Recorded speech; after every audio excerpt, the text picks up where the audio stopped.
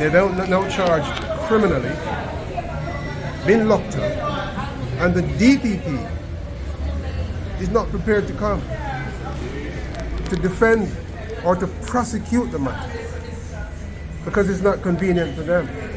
And then it's obvious that they weren't ready because the file's not here and the lawyer is not here.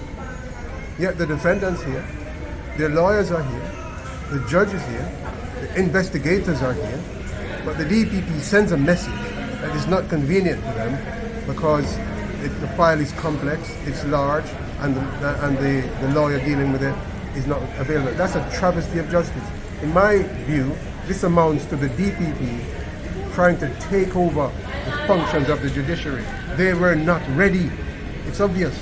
They were not ready to prosecute this matter today.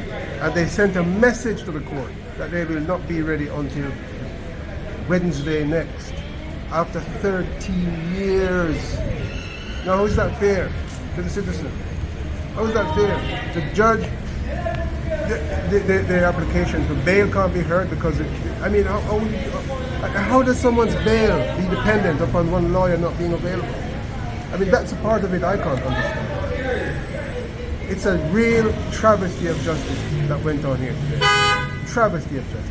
A terrible day in Jamaica. Terrible, terrible day.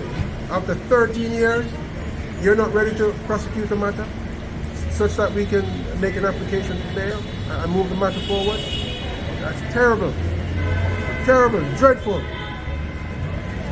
I could say more, but I won't. Thank you very much.